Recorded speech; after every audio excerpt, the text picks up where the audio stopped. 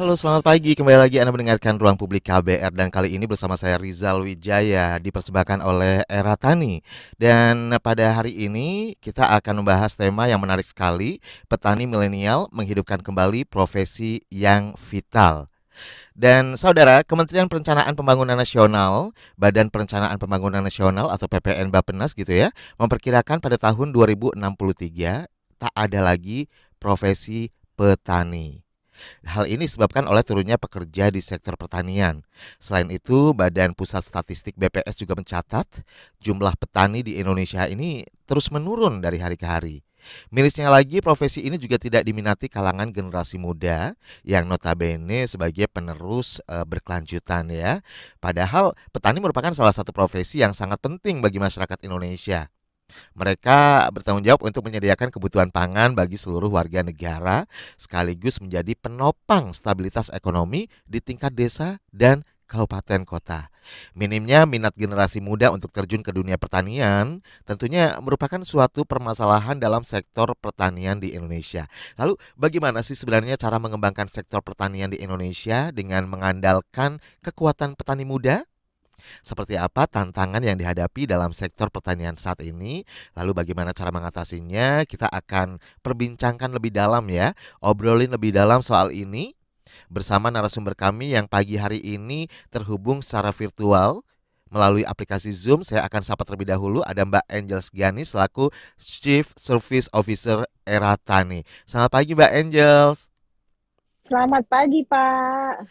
Mohon maaf mengganggu waktunya pagi-pagi ya. Nggak apa-apa, Pak. Justru menjadi satu kehormatan yang bisa menjadi salah satu narasumber ya di KBR gitu. Baik, yang jelas kita juga merasa senang sekali akhirnya bisa berbincang-bincang meskipun belum secara langsung di studio ya. Mudah-mudahan ini sambil OTW, tapi yang jelas nggak Ya, sambil nyetir ya Mbak Angel ya. oh enggak dong, enggak sambil nyetir. Pokoknya safety is number one-nya gitu loh. Kalau enggak Sip, nanti kita nggak bisa ini dong, nggak bisa berkontribusi buat pertanian nanti kalau terjadi sesuatu. betul. Ya pokoknya kita tunggu kehadirannya di studio KBR pada pagi hari ini Mbak Angels. Baik, tapi sebelumnya mungkin Mbak Angels saya mau tanya-tanya sedikit di awal nih ya, mengapa Ya, ini yang namanya petani ini kan udah identik banget dengan Nusantara tanah air Indonesia gitu ya. betul. Tapi mengapa petani saat ini kayaknya apa namanya ya sudah jarang diminati. Nah ini juga menjadi pertanyaan yang menggelitik bagi kita semua, terutama anak-anak muda nih kalau ditanya mungkin petani pekerjaan petani misalnya ditawarin jadi petani gitu ya. Aduh, kayaknya ada ogah-ogahan gitu ya. Agak gimana gitu ya, Iya, gitu. tapi sebenarnya mengapa sih petani merupakan profesi yang vital bagi masyarakat Indonesia? Kenapa vital gitu loh, Mbak? Sebenarnya ya sederhananya kalau tanpa ibaratnya kalau kita nggak ada petani khususnya di padi, ya gimana kita dapat hasil gabah, gimana kita bisa dapat beras gitu ya. Ya tidak dipungkiri sih kayak Indonesia ini memang mostly kan orang kalau nggak makan nasi itu masih ada yang kurang kan. Betul. Jadi itu ya profesi petani itu cukup vital kalau khususnya di Indonesia ya gitu loh. Karena memang ya tanpa petani ya tidak ada yang namanya beras, tidak Betul. ada yang namanya gabah. Yang menjadi kebutuhan pokok gitu ya. Betul, Dan benar yang sekali. menghasilkan ya petani ini. Ber- Benar.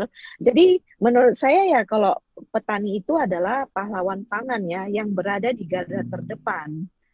Kira-kira sederhananya seperti itu. Baik. Dan kalau di awal tadi kan saya juga sudah sedikit menyinggung nih seperti yang kita ketahui kalau PPN Bappenas ini memperkirakan profesi petani di Indonesia ini pada tahun 2063 akan menghilang. Nah, bagaimana nih tanggapan Mbak Angel? Benarkah seperti itu kondisinya atau seperti apa sebenarnya? Sebenarnya diprediksikan oleh Bappenas itu ya sah-sah saja dan mungkin sekali terjadi. Karena kenapa? Setelah saya terjun 1,5 tahun ini di bidang pertanian khususnya padi, itu saya melihat petani-petani itu adalah dalam usia yang non produktif. Istilahnya itu adalah usia di atas 40. Ada juga yang udah 70 sampai 80 tuh ada di daerah Karawang yang memang masih bercocok tanam. Hmm. Sedangkan anak-anak dan cucunya itu pada migrasi semua ke kota, kerja di kota. Nah, daripada lahannya tidak ditanamin dan memang dia udah biasa di situ, akhirnya dia tetap bertani gitu loh. Jadi ya sebenarnya itu sah-sah saja dan itu mungkin sekali terjadi apabila memang tidak ada petani milenial yang memang mengarah dan melihat potensi bagaimana kita ya kan memberesin ini terkait pertanian khususnya di bidang padi, Pak. Baik. Gitu. Ya, meskipun orang tuanya, sebagai seorang petani sukses gitu ya, tapi, tidak diwariskan, tidak bisa bahkan diwariskan kepada anak cucunya gitu ya, karena mungkin anak cucunya minatnya Betul. kurang terhadap, petani ini. Lalu sebenarnya Betul. seperti apa nih keadaan petani di Indonesia saat ini, Mbak? Jadi petani di Indonesia saat ini khususnya yang padi ya, kalau mereka merasa bercocok tanam itu ya agak kuno lah, kurang Mmm, terpandang, bukan bekerja di kantoran seperti itu. Kalau saya boleh memilih sebenarnya, saya tuh mau lebih baik saya bekerja di lahan. Karena kenapa di lahan itu banyak yang kita pelajari setiap hari itu memang berubah terus ya, mmm, apalagi iklim, struktur tanah dan lain sebagainya. Jadi itu kita bisa belajar terus. Makanya saya agak bingung kenapa anak-anak muda ini agak jarang ya yang mau tuh untuk lebih terjun lagi mempelajari ini terkait tanaman padi inilah. Kalau petani milenial mungkin untuk yang horti, cangkok mencangkok banyak, tapi petani milenial khusus di padi itu masih agak jarang sih Pak. Itu yang menjadi cukup miris ya buat Indonesia ini ya gitu. padahal, kalau tadi disebutkan, profesi petani ini vital untuk Indonesia gitu ya, Mbak, ya? Betul, Karena memang kita makanan betul. pokoknya ya sehari-hari nasi. Kalau nggak Ya makan nasi, benar, biarpun kita udah makan kue berapa potong, tetap aja belum ada yang makan. kurang, benar ada yang kurang gitu. Makanya agak cukup miris sih kelihatannya, apalagi 1 tahun belakangan ini kan musim tidak menentu ya, Nah, di mana memang musim hujan itu lebih panjang daripada musim kemarau, sehingga hama dan penyakit itu memang lebih banyak menyerang, banyak terkait gagal panen, kegagalan panen, ya kan. Jadi ya sebenarnya yang seperti kondisi-kondisi seperti itu yang membuat cadangan pangan kita itu berkurang oke. seperti itu Tapi karena sebenarnya raw kalau material nggak ada. kalau kita melihat nih beberapa petani kita kan juga sebenarnya mereka nggak mempunyai lahan sendiri. Seperti itu, banyak Mm-mm. yang, bekerja Betul, memang mengerjakan lahan, kepunyaan orang lain gitu ya, Mbak, ya. yes, iya. Apakah memang masih banyak yang seperti ini atau gimana sih sebenarnya kalau saat ini? Sebenarnya itu juga satu poin yang menjadi concern juga ya Pak. Mmm, Memang benar. Dulunya tanah di Indonesia untuk pertanian ini luas, akhirnya mengecil, mengecil, mengecil ya karena properti, karena ada pembangunan perumahan dan lain sebagainya. Dan mirisnya memang kurangnya edukasi itu jadinya tidak adanya asuransi, edukasi terkait asuransi sehingga kegagalan panen itu terjadi dan petani ini mungkin sebelumnya untuk budidaya tanamnya dia pinjam dana dari tengkulak atau apa akhirnya itu menjadi gali lubang tutup lubang yang mengharuskan dia harus menjual lahannya yang mmm. dari punya lahan menjadi tidak punya lahan sehingga sekarang itu banyaklah petani garapan gitu. Disebut sebagai petani garapan gitu ya, Mbak, ya? Yes, yes, Baik. gitu. Kalau tadi disinggung soal asuransi, ini yang dimaksud asuransi, asuransi seperti karyawan pada umumnya atau seperti apa yang dimaksud? Sebenarnya asuransi ini adalah asuransi crop, asuransi tanam. Mmm, Jadi itu yang apa satu asuransi yang memang kita berikan kepada, kita beli ya untuk petani apabila terjadi kegagalan panen atau terjadi musibah, banjir dan lain sebagainya, diserang hama, kayak tikus dan lain sebagainya, itu bisa klaim. Sehingga modal yang sudah dikeluarkan pada saat budidaya tanam itu memang bisa dikembalikan walaupun tidak 100% ya Pak. Hanya sekitar 75%.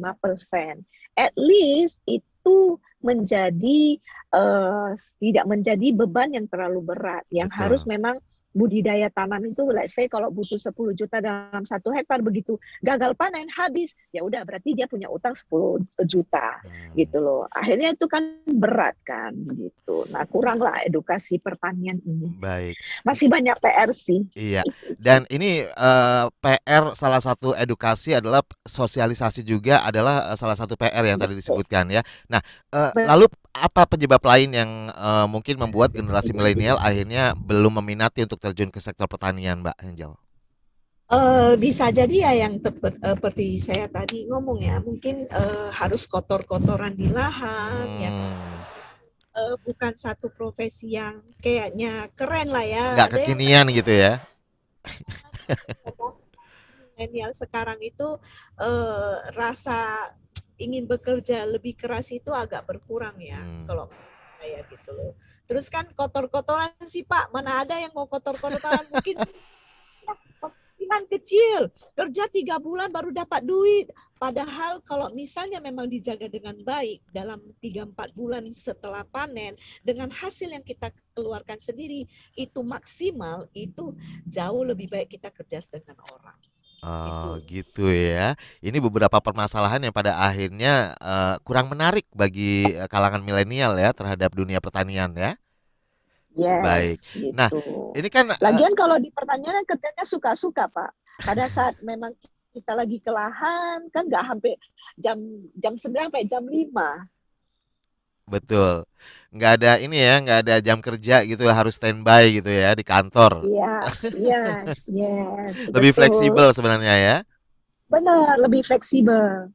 Baik. Nah, juga di sisi lain ada juga stigma negatif terhadap profesi sebagai petani. Ini masih melekat juga ya pada generasi milenial. Stigma yang terjadi ini seperti apa sih yang dilekatkan kepada para petani ini, Mbak Angel? Ya, seperti yang tadi saya sebutkan, Hmm, eh, pekerjaan capek ya kan, mm-mm, tidak kurang menghasilkan lah, hasilnya so-so, terus tidak keren, nggak pakai jas gitu hmm. kan, hanya pakai pakaian lusuh, terus panas-panasan. Jadi itu yang menjadi stigma negatif yang akhirnya eh ngapain sih jadi petani gitu loh. Oke. Padahal sebenarnya kalau petani milenial, you use your brain, ya lu nggak harus melakukan sendiri. Ada mekanisasi, ada Hmm. traktor kan, dan lain sebagainya, banyak yang kita bisa lakukan ya. Gitu, nggak harus dengan sendiri, kita hanya perlu mengawasi dan memonitoring sebenarnya. Atau kita bisa jadi konseptornya gitu ya. Yes, benar. Gitu. Oke. Jadi tergantung pribadi masing-masing nih jadinya. Betul.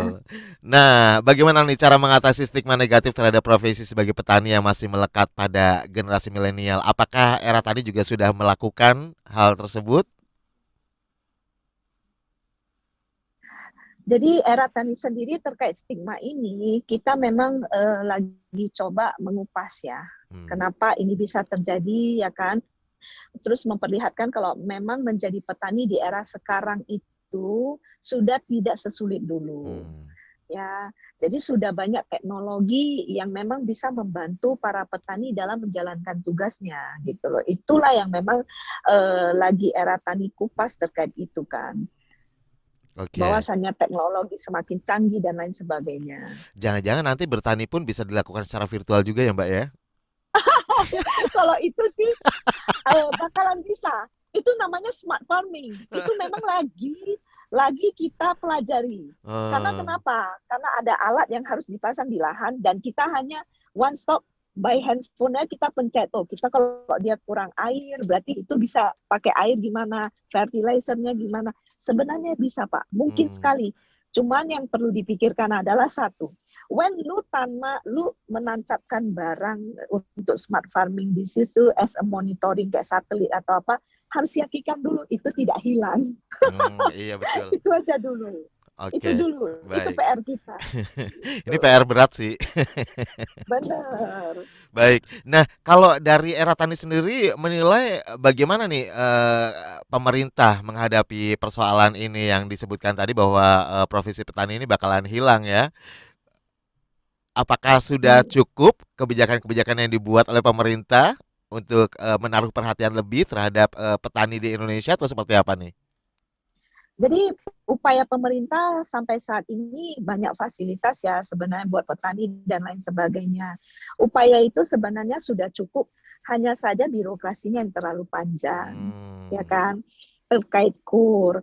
Nah, KUR ini kan harus minta akte nikah lah, SKU lah, ini itu kan eh, terlalu panjang ya untuk mm-mm. birokrasi administrasinya. Tapi Eraten sendiri juga berkolaborasi dengan upaya-upaya dari pemerintah itu. Karena kita yakin dan percaya lebih baik kita bergandengan tangan dengan pemerintahan dan swasta untuk membangun negeri kita sendiri, gitu loh Pak. Betul. Jadi kita memang upaya kolaborasi dengan pemerintah itu ada, kita mendukung, salah satunya kita memang mendukung programnya Makmur BUMN miliknya Pak Erick Thohir, ya kan, yang bertujuan memang memberikan pengawasan dan pendampingan, pengecekan pH tanah dan lain sebagainya. Terus belakangan ini memang ada program dari Menteri Pertanian terkait program petani Yes ya, Young Entrepreneurship and Employment Support Service. Yang itu dari Kementan yang menggandeng memang startup-startup asal Indonesia seperti Eratani ya untuk mendoronglah peningkatan di sektor pertanian dengan para perbankan gitu Baik. loh sehingga bisa dijembatani Oke, gitu. jadi Era Tani sendiri selama ini sudah berkolaborasi ya dengan pemerintah ya, karena memang nggak mungkin ya Tidak. permasalahan soal pertanian Benar, ini hanya dikerjakan atau diselesaikan oleh pemerintah saja. Berbagai stakeholder juga betul. mesti berkolaborasi dan Yes. tentunya yang perlu perlu diedukasi terus adalah kepada masyarakat, karena tanpa masyarakat minat masyarakat juga tidak akan menjadi apa-apa ya Mbak ya. Yes, benar sekali. Makanya ya, memang itu kita harus menjadi PR kita bersama lah Oke, ya.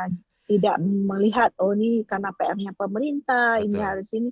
Ya kita bergandengan tangan lah ya Pak untuk membereskan bagaimana supaya kita bisa kembali lagi seperti yang sudah dicetuskan tuh bahwasannya kita adalah swasembada pangan Yes, gitu. kangen banget nggak impor-impor Benar. beras.